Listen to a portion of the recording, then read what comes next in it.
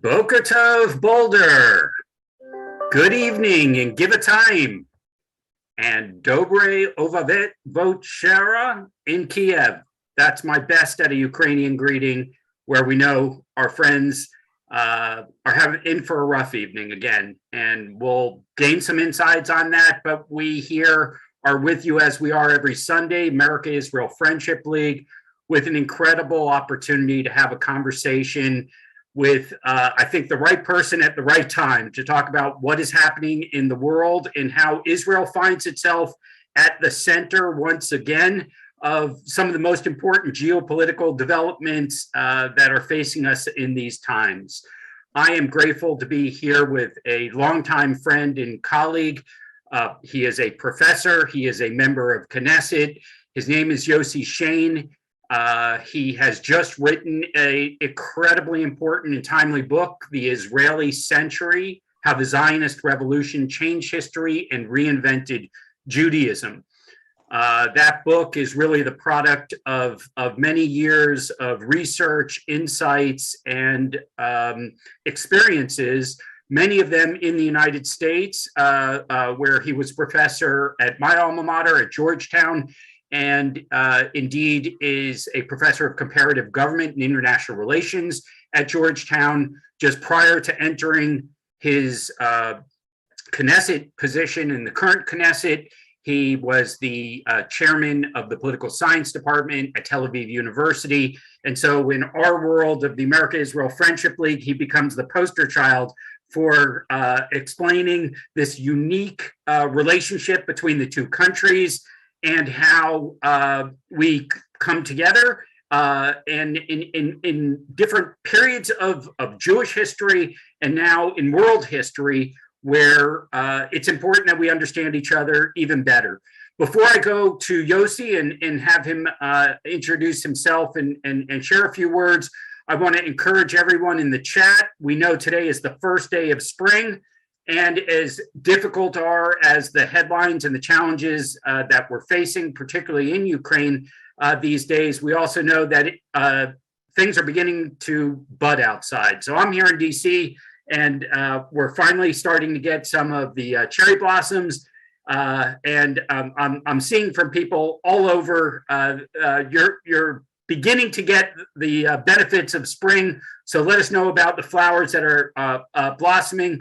Yossi, I don't know what's surrounding you. You said it's been cold unseasonably cold in Israel. I know you've experienced cherry blossoms in person, but you're just coming from a very special session. So tell me a little bit, Yossi, before we begin and get into the themes of the book in particular that we are here to talk about. I know you're coming from this historic session of the Knesset members via Zoom with President Zelensky, and I just want to get your initial reactions. You're literally coming out of this session just moments ago. What did you hear, and what does this mean at this particular moment in Jewish history that a Jewish president from the Ukraine is addressing the Knesset of Israel on a global challenge of this scale?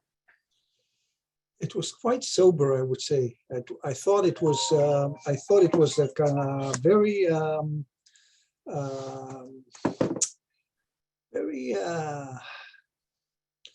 odd.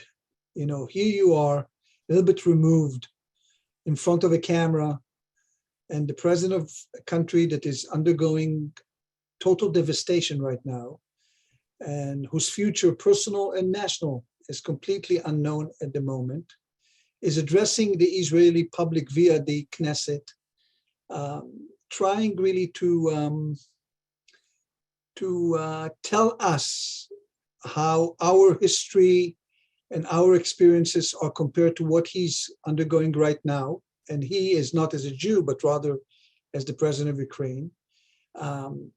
It was a little bit, I would say, weird to listen. And of course, I have this innate empathy, but I was thinking about this whole experience, and I wrote to myself how life is very cruel and how important it is to be very strong. That was kind of my initial reaction. To see this very, very odd combination of sitting in front of 120 members of Knesset, of the Israeli state, who are now perceived in the world to be powerful, and someone else was the powerless is speaking to you, reminding you that you are once powerless, and take this into consideration with all the moral baggage, with all the moral history, and everything that he was trying to do. So for me, this was kind of my initial reaction. As you said, it just ended, and I'm still under the impression of this discussion. Of course, all of us were mute. Only the Speaker of the Knesset spoke when he introduced him, and he thanked him. That's how it ended. Yes. Well, I'm grateful for those fresh reflections on what for everyone around the world is obviously it's an ongoing challenge that we're grappling with in our own ways. But you set out to write a book long before any one particular incident happened, where your premise involves at least a little bit of chutzpah, right? I mean, you are.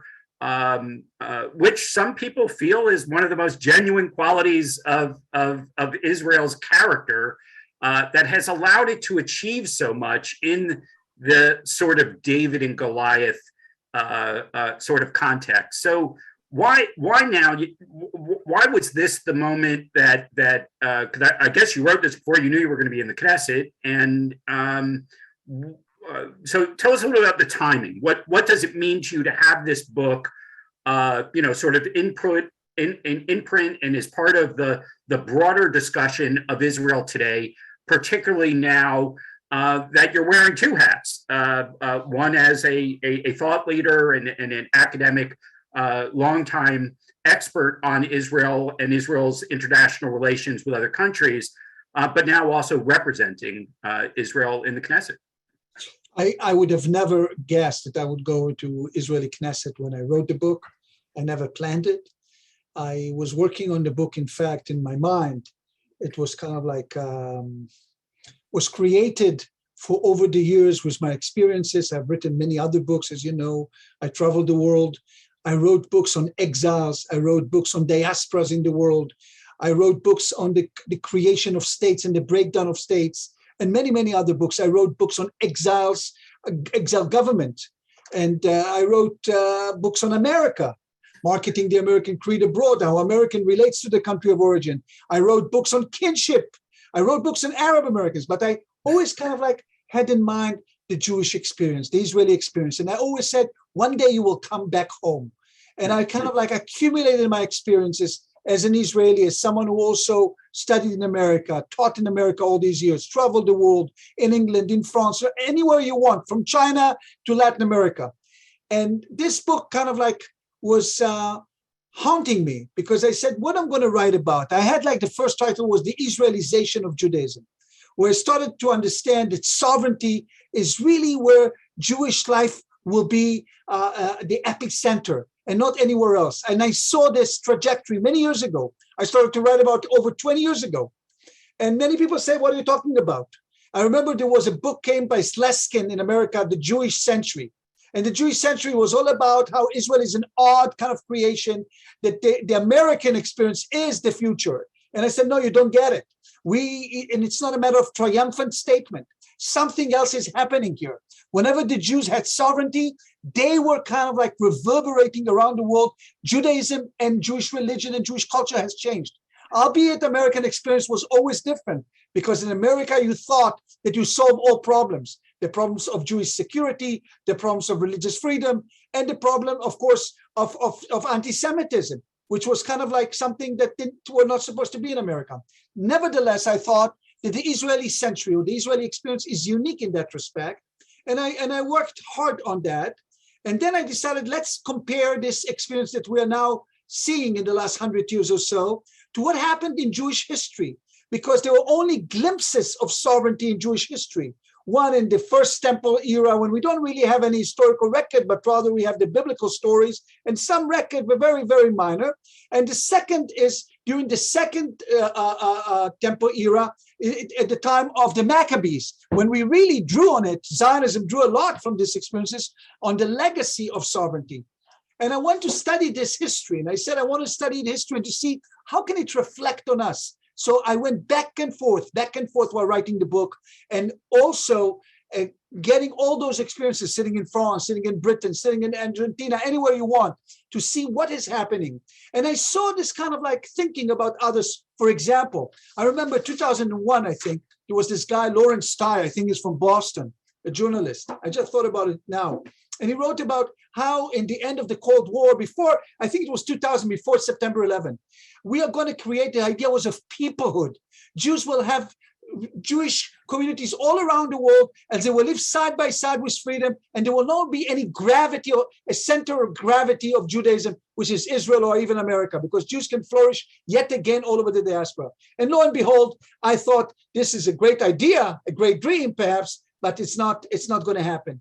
So now I don't want to say that I was correct or not, but I think what I said is really happening, is that we are moving into the zone when the Jewish life into the future will be mainly in the Jewish state. We're not only now becoming the fastest growing Jewish community around the world by far, we're becoming the majority of the Jews will reside in Israel very soon. And this is unique in Jewish history.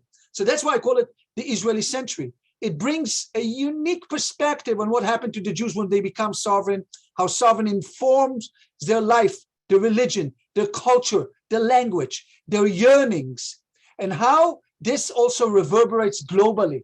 And that is the question I was asking, and with many, many comparisons on the road to understanding it. Well, Yossi, I appreciate the broader reflection on the timing, and certainly a book like this, which is decades or a lifetime in the making, really does provide a unique perspective on sort of where this is all going. There's a lot happening in the present tense and a lot happening that we want to hear about, but why don't, just to make sure we sort of ground everyone in the basics of your book. You really have three themes that you unpack throughout the book. So why don't we start with just making a sort of clear delineation of each of the three, so everybody is sort of on the same page, and then we can explore a little bit some of the current event headlines as well as the implications of your book for the future. Look, the book is basically asking the question that I already mentioned: what happened to the Jews when sovereignty is really becoming an important feature of their life? And I wanted to see this in light of the question of the Jews have been identified for 2,000 years and more, perhaps, as diasporic people. And I will say the diaspora, which has become also kind of a word for many other nations nowadays when they have like communities around the globe, Indians and Armenians and Greeks and anyone in Chinese, how this idea of globalization of the Jews, just at the time when globalization became the idea for many other nations, the Jews became more and more concentrated in the sovereign state, and perhaps also, not perhaps, in another center, which is the American center. Why is it that they are moving more closely to the land while others want to speak more in a global term? The second question I was asking, what are the repercussions of this on Jewish life and Jewish morality? What does it mean? I am, for example, talking about the question how this existence is different from all other existence that we knew in the past, even in modernity, before modernity and after modernity. And this existence relates to many questions, including the moral question that we are asking today, for example, with Ukraine. We are a nation, a state that have raison d'etre. We have reason of the state. We have interest of the state. How it differs from what we call Jewish morality? Can the Jewish state at all be a representative of Jewish morality, which was created in kind of like in a condition that was lack of power? And this is a very important question I was asking. Another third question I was asking are what are the challenges of the Israeli century, not only between Jews in Israel and in the diaspora, but especially within Israel. Look how we evolved. We began as 600,000 people 73 or 74 years ago. We're now 10 million and growing so fast 3.2 kids per woman, and with new migration and new waves constantly now from Ukraine and from Russia all the time, we are growing, the fastest growing community in the world. We're also becoming rich. And what does it mean? We are this last month, $50,000 GDP per capita. We are becoming transnational in many ways, but we also remain very parochial. Today we had a funeral of Rabbi Kanievsky. Rabbi Kanievsky is the head of the Lithuanian Jewish community in Israel. Million people wearing black dresses of the ultra-Orthodox, who are basically completely negating the very essence of the state and modernity itself. And yet they're part and parcel of the state of Israel also. So I'm talking about this, what we call culture wars in Israel, political culture wars. Where are we going from this? I'm sitting in the Knesset and the Education Committee. I'm sitting on the Foreign Relations and Security Committee, on the Education Committee, and many and other committees. But in the Education Committee, what struck me is that 30% of the first graders next year will be ultra-Orthodox kids. This is the biggest challenge of Israel's history, I would say. And this is what I'm taking as a third issue of where are we going from here. But at the same time, we're also having interesting interactions. Many people talk about the conflict, the Israeli-Arab conflict. This was an issue that constantly informed also our relation with the diaspora. We still have a big conflict.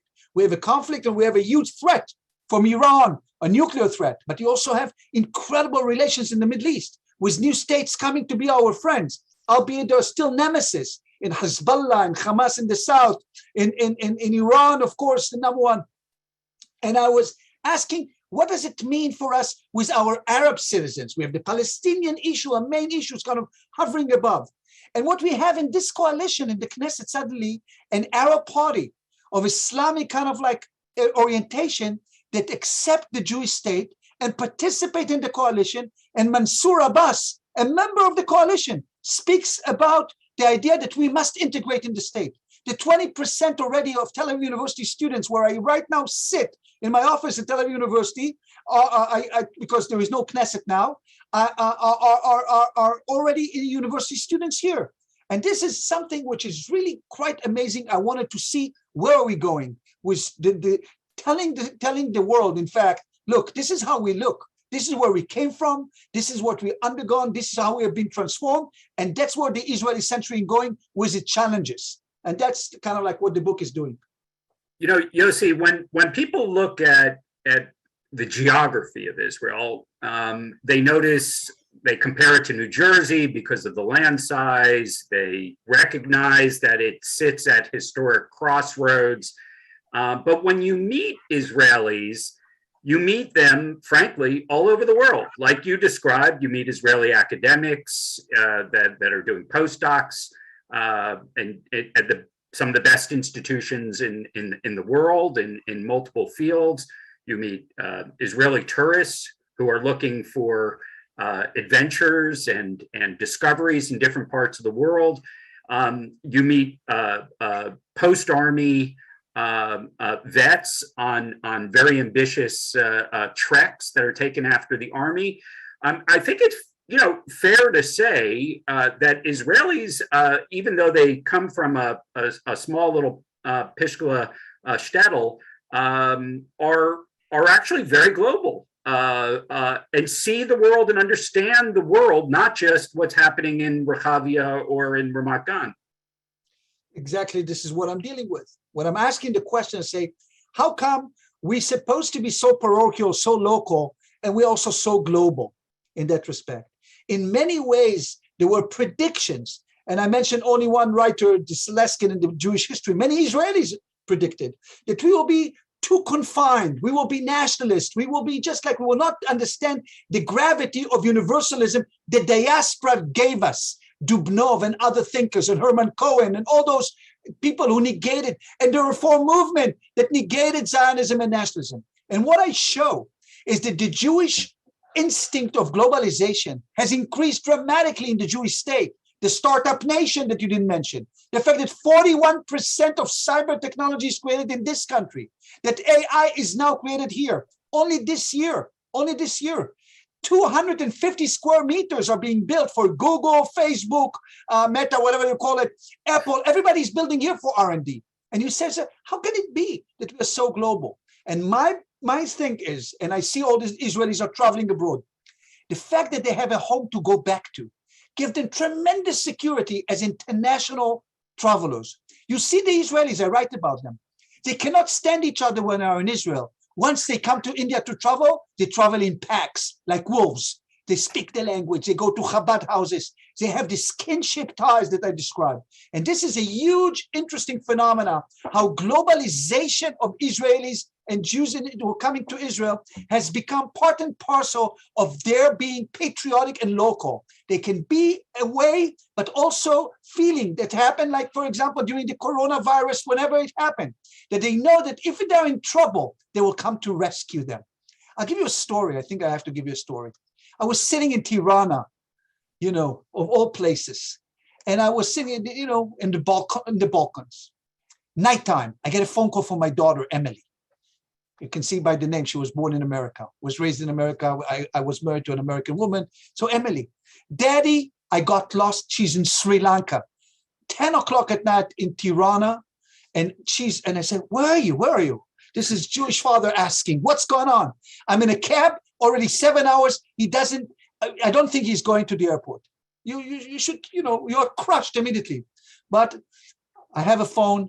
We make up a phone to Jerusalem. In Jerusalem, just now, next to the Knesset, in the foreign ministry, they have what they call cheder matzab, emergency room. So they say, Yossi, give us her number.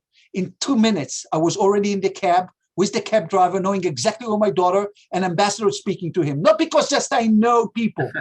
It's because this is something remarkable. Just as the coronavirus struck, airplanes coming to lift Israelis back home. Just as in Ukraine, we are lifting back home. There is something of a mutual responsibility.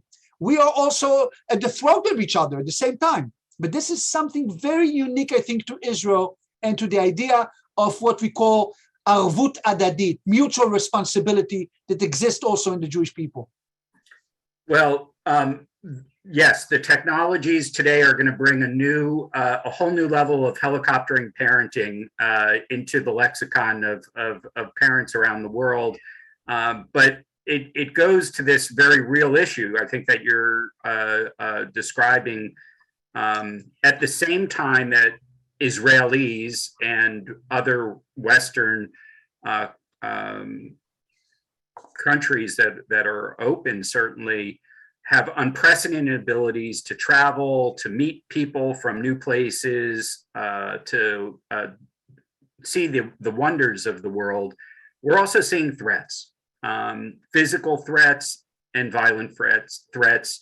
And that's certainly one of the, as you referred to it, how does it that the Davids of the world, how are they able to outmaneuver the Goliaths? How are they able to we're always going to be, the Jewish people will always be a small people. The Jewish people will always live in a small plot of land in a tough neighborhood. So how is it that, and you alluded to some of it through the technology and Startup Nation, and the reality of being nimble, the reality of learning and being ahead of the curve, in a sense, when you're in a tough neighborhood, becomes pretty important. And as you think about the sovereignty of the Jewish people in Israel today, the sovereignty of all people in Israel today, and the protections of unprecedented protections of people. You're watching people arrive at Ben Gurion as we speak that are fleeing harm's way. So yep. It's not like this chapter is over. This chapter is an ongoing chapter that's very much part of what the sovereign government of Israel, what you as a Knesset member are going to have to weigh on a regular basis about thinking about the security and safety of not only the Israeli people, but in this case of Jewish people in the diaspora around the world. Look, this journey of the Jewish state has just begun. As I said, historically speaking, this experience should have not existed. When Truman decided to recognize the state of Israel, as you very well know, top echelon in the Truman administration told him it will not hold. This will be premature recognition in the language of international law, because they will not hold in 48 war. But this kind of like experience survived and has grown where it is right now. And nevertheless, as you said, one should not take lightly the dangers which are still looming large. One is we still have a nemesis in the name of Iran that claims that they want to obliterate us and destroy us completely. Many Arab countries claimed it in the past, but they want to do it with nuclear weapon. We have to be prepared.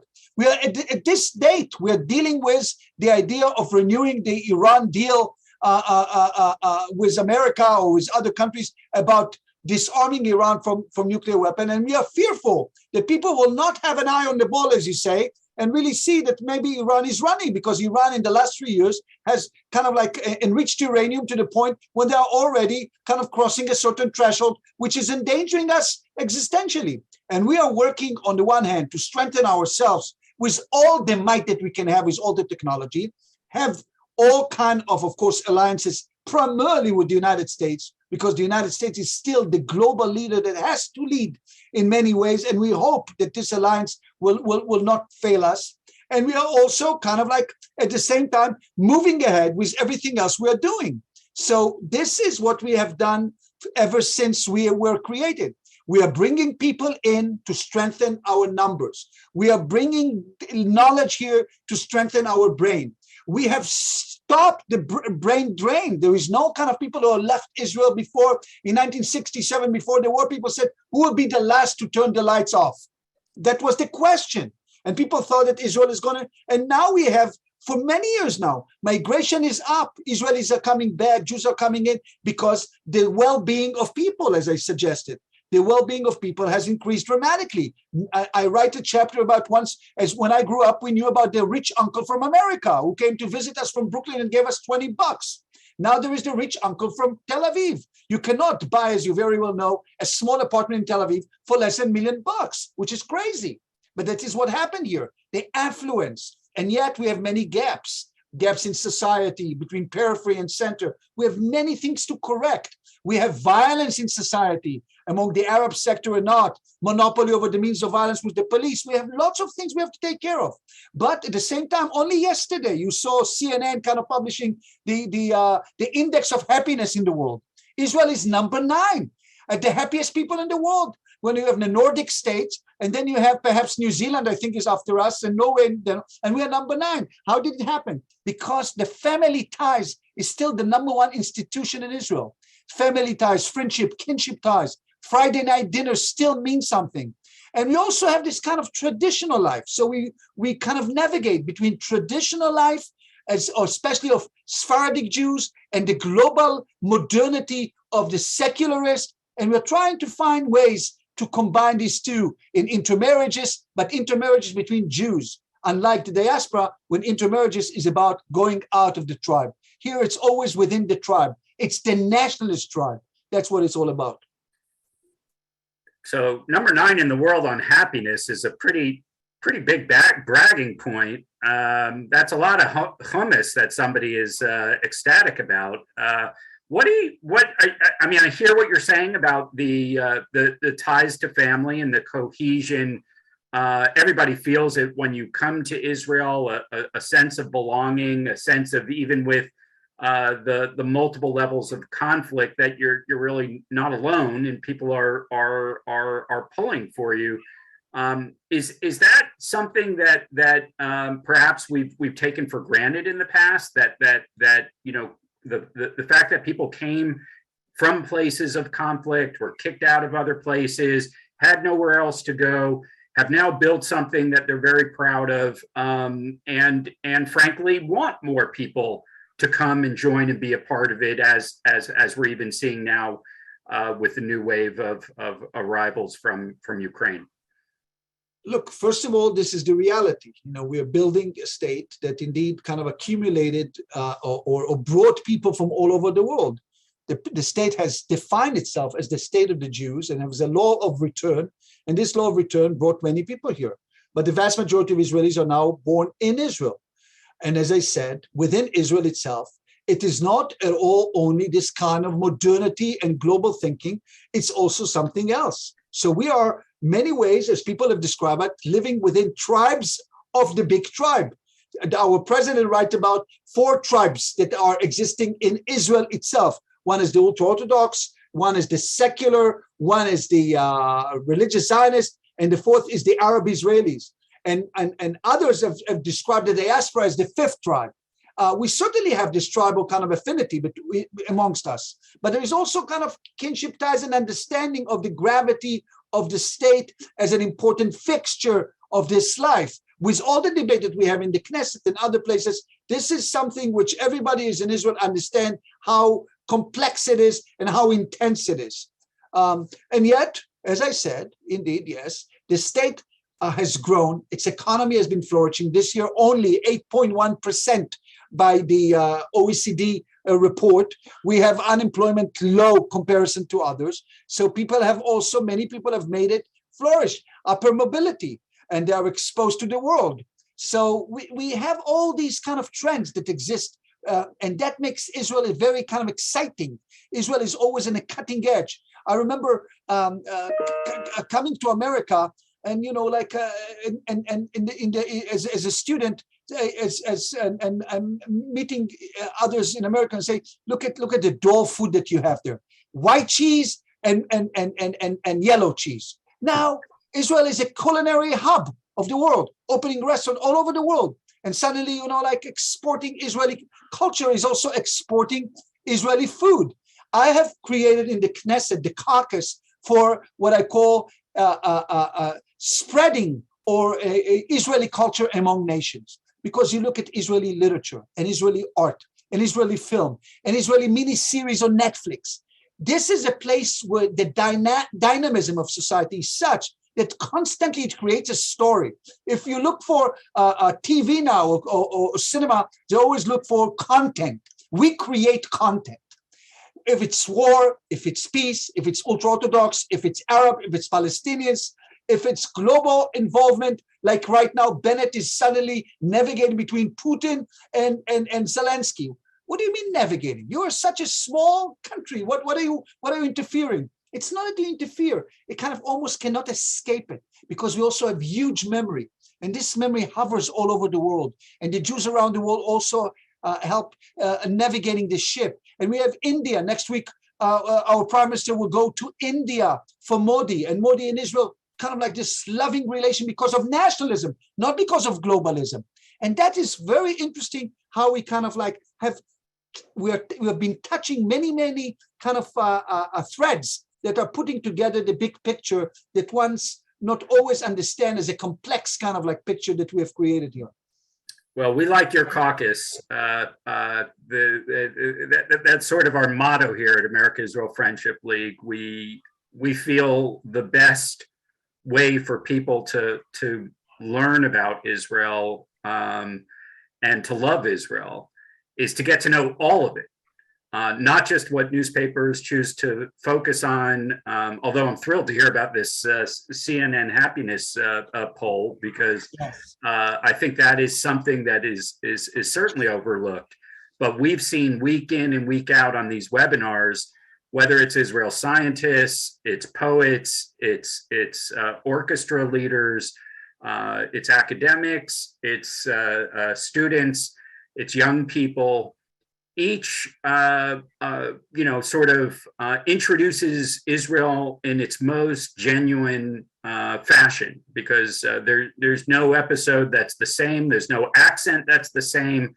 And I think people are starting to get that authenticity. Certainly younger generations are more impressed by the authenticity of Israel's diversity and not just the polemics of, the stereotypes that have really been a part of the broad public discussion and part of the biases against Israel for many years. So I also think, that there is something happening here that we have not discussed at all, is really what happened to the other part of world Jewry, how the world Jewry itself especially in America, but not only. I was sitting long time in France and in Britain and other places, as kind of like failed or could not find I would say the energy or the content to redefine their existence in their countries of domicile in another diaspora model that will be compared to the powerful model of Israel. That's what I say.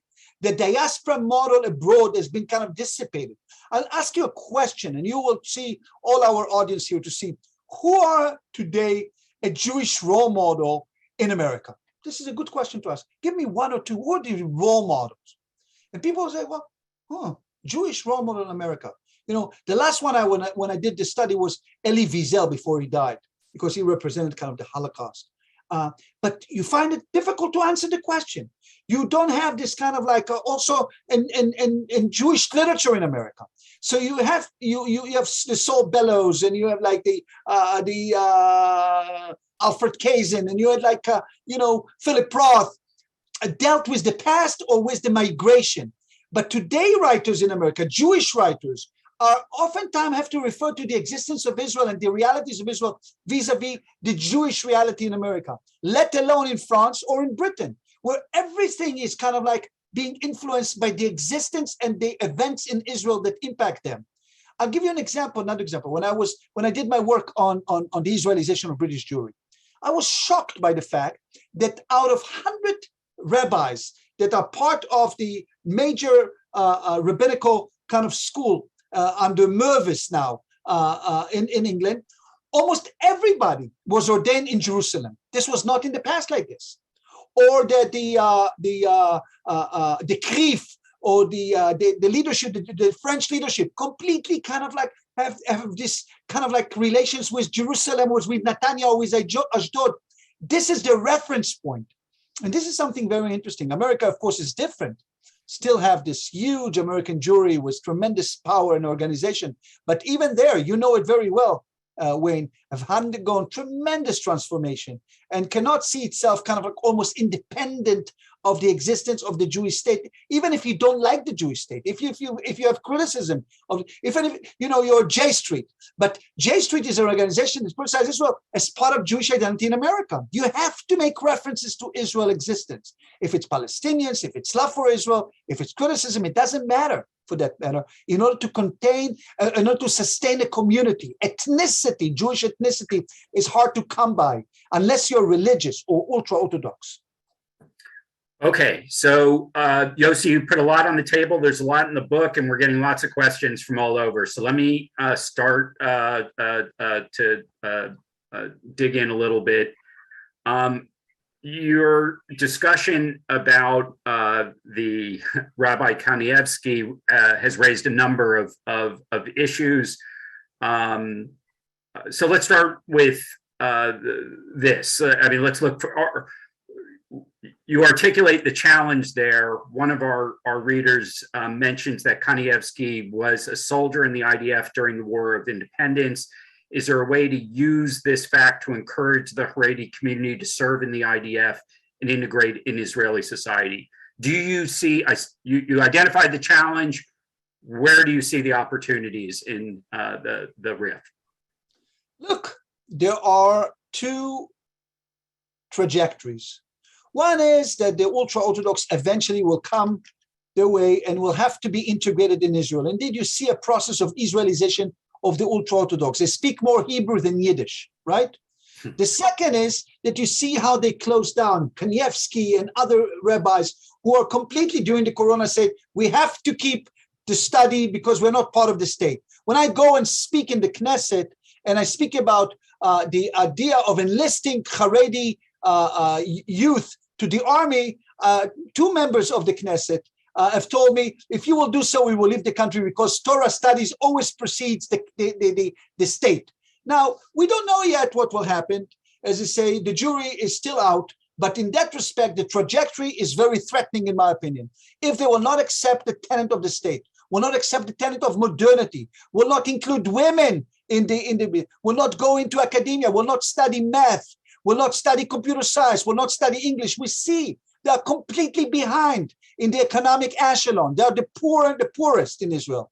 And this is something if the Haredi community and their leadership, which failed them over the years, in my opinion, will not do, we will have a real split in the society, which we already have, between the Haredi community and the more secular. It's not only secular, but religious Zionists and so on. We see it, and I think this is a huge challenge for Israel, how to combine these forces together.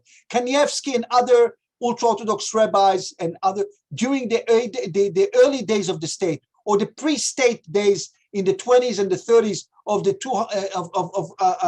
100 years ago, we're still looking at Zionism with a sense of, I would say, appreciation. But Zionism became the nemesis. And the nemesis is still dominating their spirit, even though there are those who still accept the Israeli flag and they will respect the day of mourning for the fallen soldier, which is the holiest day in Israel, but many of them will not respect that.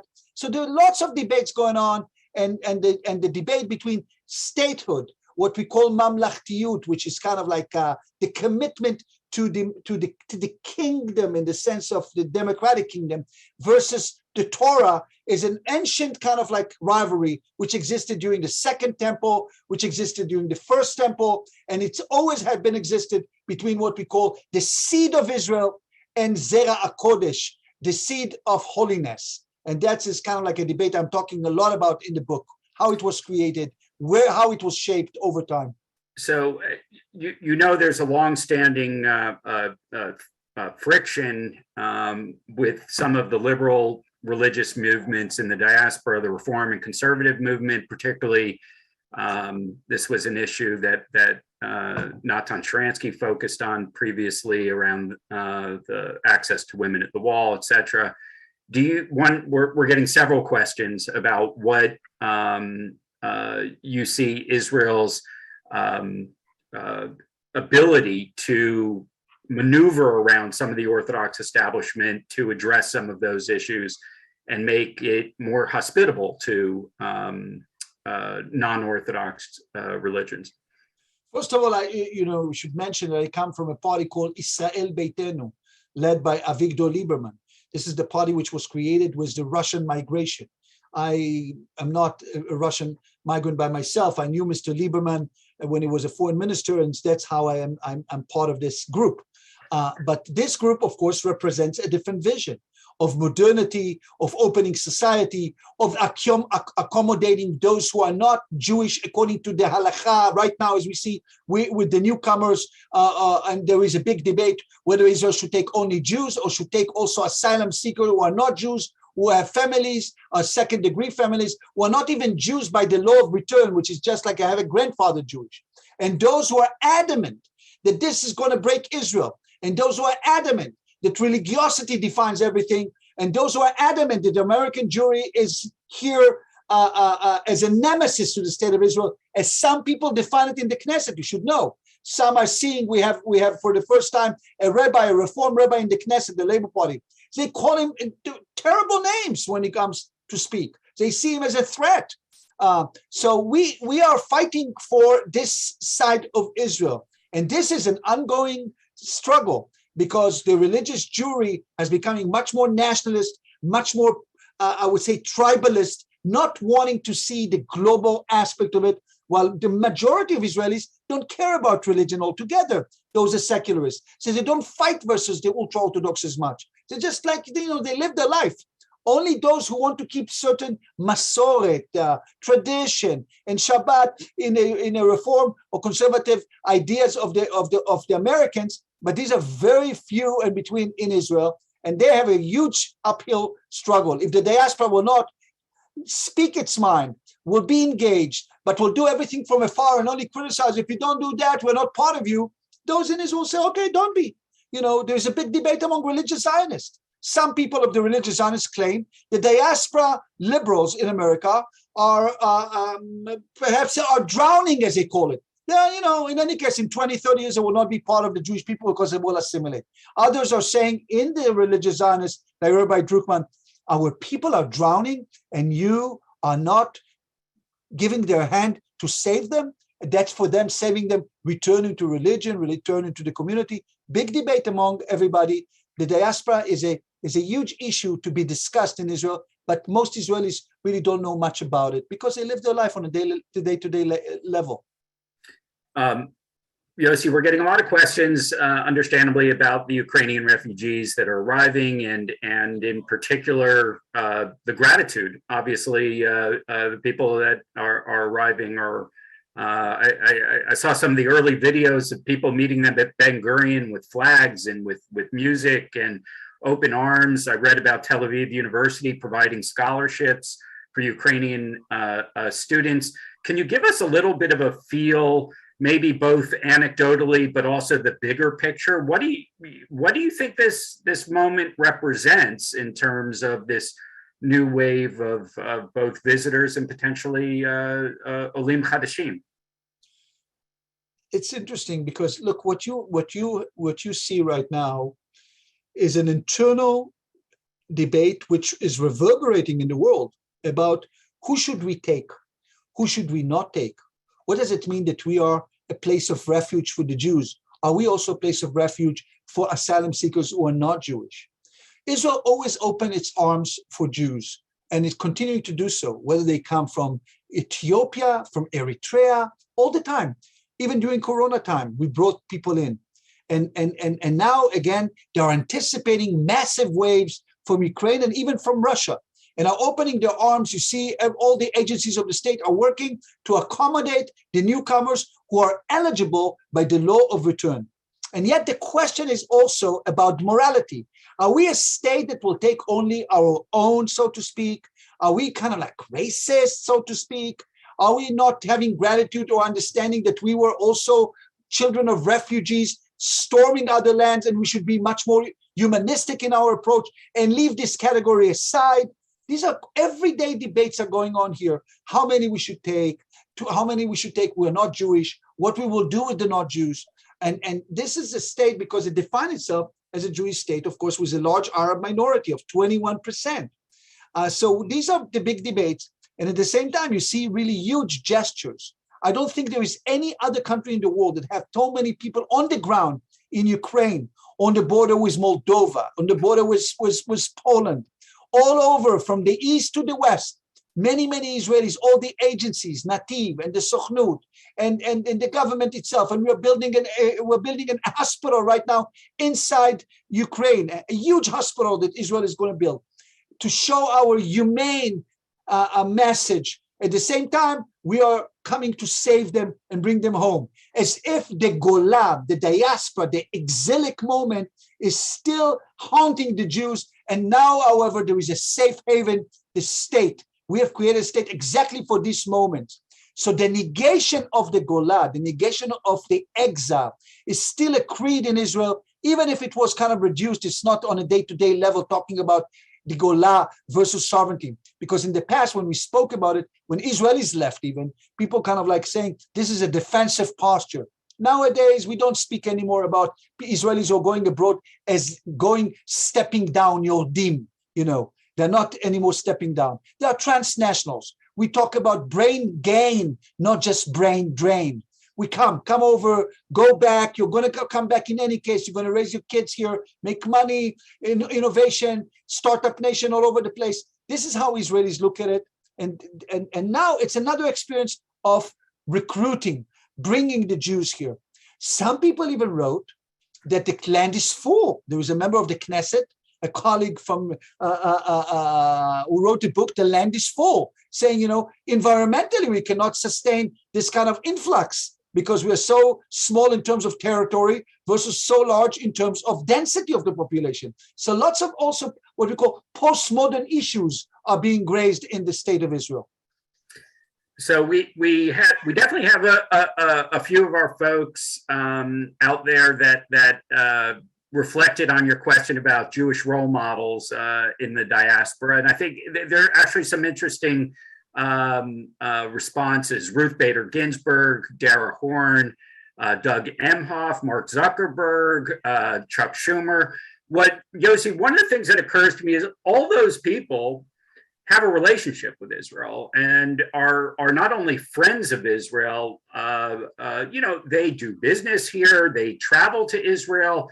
They are in conversation with Israel, and I think there's something there that's worth reflecting on. That I think your point was well taken. That there was a generation of Jews that perhaps their memories and their connections to Jewish life were only from places that were in Dara Horn's terms, dead Jews in her latest book. But today, people who are role models in diaspora often have a real deep and appropriate relationship with Israel today, and maybe that portends an opportunity.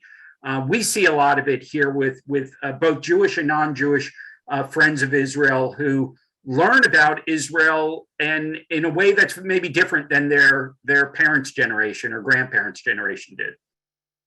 Look, I write a whole chapter in the end of the book, which for the American audience, about Ruth Bader Ginsburg through the prism of Ruth Bader Ginsburg, a generational prism, because Ruth Bader Ginsburg really represented the classical, or the most, I would say, well-known liberal American for many people, also in the struggle for feminism and so on and so forth.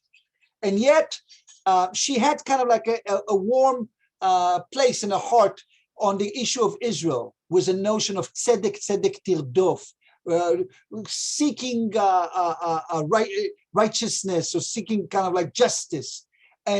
But what the critique against her by American liberals today, in the Jewish current, for example, was that she represented a generation that no longer kind of like understands the yearning of liberal Jews who want to be away from Israel, who want to develop their own kind of creed in America. So there's lots of things that are happening in America, but I don't think that like when you mention the names of the role models, most of them are kind of role models of the older generations. And the up-and-coming Zuckerberg, does he represent what does he represent as a Jewish, not as a Jewish American success, which is unique in America? And you have many, but Mark Zuckerberg, what kind of Jewishness it is in that respect. I write a lot about the idea of tikkun olam as an ideology. Tikkun olam as an ideology, you very well know, of the reform movement and so on. It's kind of a global notion.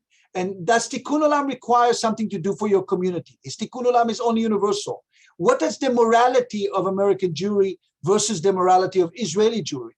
How can we reconcile this question? Can we reconcile this question? Because Israelis are so pragmatic in a sense, or dealing with the dangers of the state and power come always first in their mind. These are big questions that I'm asking. And I think American Jewry also are now asking those questions on their side and are wrestling with these questions. And this is, has been for quite some time. But now the reference point is always vis-a-vis Israel.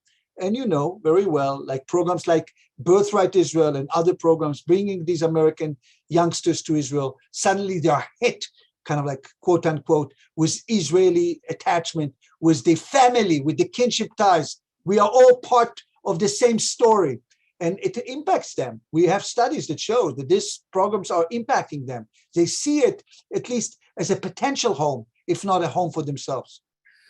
Yossi, can you, I think I would love to hear your reflection about the pandemic period. Israel suddenly is the not metaphoric laboratory of the solutions and the, at least for Pfizer, the actual trials and the evidence of how some of the vaccines are working, but really the front line of a global pandemic solution.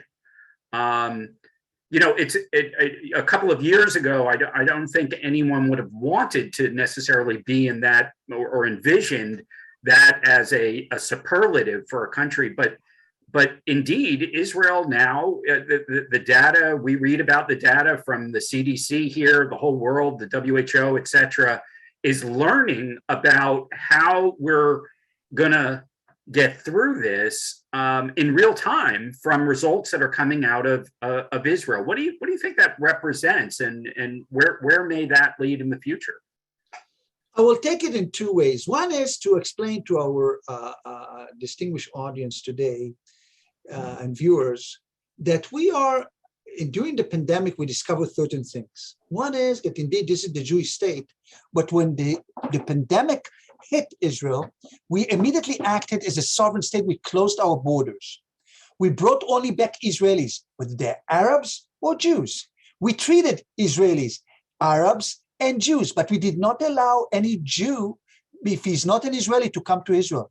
And many Jews I spoke with in France, in Britain, and other places were very upset by it because communities were hit. Many Jewish communities were hit initially, remember, in the first waves of the pandemic, and could not enter Israel because Israel closed its boundaries, only allowed its citizens to come back. This also kind of showed Arab Israelis that they're part of what we call Israel. The people of Israel has two meanings. One is the people of Israel who sits together during the Passover Seder, and they're all kind of kinship ties around the globe. And then there are Am Yisrael, those who are voting, people who are part of the nation, of the people. They're not part of the nation, but are part of the state. And you have 22% of the doctors in Israel are Arabs. So that was very interesting, one issue. And we saw during the early days also how the Haredim are not subscribing to the same rules. And there was an uproar until they started to really take precaution, because Rabbi Kanievsky said, we don't close the yeshivas. Torah comes before anything else, and the state will not tell us what to do. And we impose curfew there, the state. So this was a big issue. The second issue is to say Israel is a laboratory. Israel is constant dealing with, I would say, with testing the everything. And we are like in terms of pharmaceutical technologies, in terms of high tech, in terms of like innovation, we are constantly wanted to have edge. And we immediately started to develop our own vaccine. We even went to bring all kind of like breathing machines with the Mossad, very conspicuous. Let's see, we will do everything. It's like almost, we describe it as a war. We are good at wars. So this was kind of like at the same time. Yet we also have a political echelon at the time that wanted to celebrate its successes. One has to say it. Netanyahu really wanted to be a global leader in this, like we have this guy in Pfizer, I know him personally and so on. At the same time, we also have to address how Israel can really use the vaccines. Israel has a very elaborate HMO system, what we call Kupot Cholim. We have like local system of health, unlike in America, which was created during the early days of the state. The early days of the state, prior to the state already. In the 1920s, when there was 60,000 people only in Palestine, they created this kind of HMOs. And this HMOs have the community was very quickly can use the vaccine. It's a laboratory because we're a small country. We can do that. We can really take care of the entire population, and that's why you have like many scholars and technicians, etc., who can inform us about the data. And Israel has a love to be first in everything. We have a love about that. We are the number one. We are geniuses, and then suddenly we are the last on the line. Suddenly we are the infection is hitting everybody in Israel, and we are condemned for being the last. So we are constantly also moving in terms of moods. I write about moods in Israel. Israelis they need Prozac all the time. You ask me how they're so high. Kind of like, they both take Ritalin and Prozac. They kind of like, they're like subdued, but then they're like exploding from victory to calamity. This is part of this kind of like also the diaspora component, the exile. When calamity will hit, and when we are victorious, how geniuses we are. We have this syndrome among ourselves, and one has to understand the psychological cycles that we are going. And this was also part of the rhetoric that was really transmitted down with all the TV networks during the days of the pandemic, making us kind of a laboratory. Was kind of here we are the laboratory, and we will be number one. We're not number one. We're not in the last in the line. We're certainly an interesting laboratory because it's a small number of people relatively. We could get the vaccines early on, which was really a very good policy. And that's why we became kind of a laboratory. Well, this through line of creating tomatoes from the desert with desalinated water to creating startup companies, from the Silicon Wadi that developed and disproportionately represented Israel's contribution on a global scale, to your colleagues' work in multiple fields in academia, the number of papers alone that come out of Israel, again, disproportionately per capita, are contributing not to Israel, but contributing to the knowledge of humanity in a way that is remarkable. And as you said, the both ironies and the chutzpah for a prime minister that's trying to help make peace between two big superpowers at the same time as figure out how many refugees can be resettled in a current conflict. All of these sort of headline news of today can be viewed through this filter that you've articulated here of the Israel century. And it should not come as a surprise to us that this is the Israel that today seeks, has a space program, is in collaboration underwater, in space, on the land, with people, with poetry and literature, in the best restaurants in the world with its cuisine. And all of that contributes, okay, maybe not number one, but number 9 in the world on happiness is probably a pretty good place to be positioned at this moment in this Israeli century. So Yossi, thank you for springing us forward into spring with I can see from the love you're getting in the chat. People really appreciate your perspective on this, and we want to make sure people don't just look at the headlines here. Get the book, read about it, get on a flight. People are starting to return to Israel and experience it again. For those of you that have been waiting for the opportunity, don't wait any longer. Get on a flight, because soon you'll have trouble getting in. Yossi, thanks so much for this wonderful episode. Next week, if you don't have a session, I know you have sessions in the middle of the week on Wednesday. We're doing a Pilates class live from Tel Aviv, which we think helps contribute to Israel being a happy place. So we want to invite everybody to come back on Wednesday for one of our midweek Pilates session. And we have much more for you coming from each week here with the America-Israel Friendship League. So we'll say happy beginning to spring to everyone. Thanks for your time. Professor Yossi Shain, thanks for all your good work and for keeping Israel a safe place. We wish you the best of luck in your new role in the Knesset. Thank you so much for having me.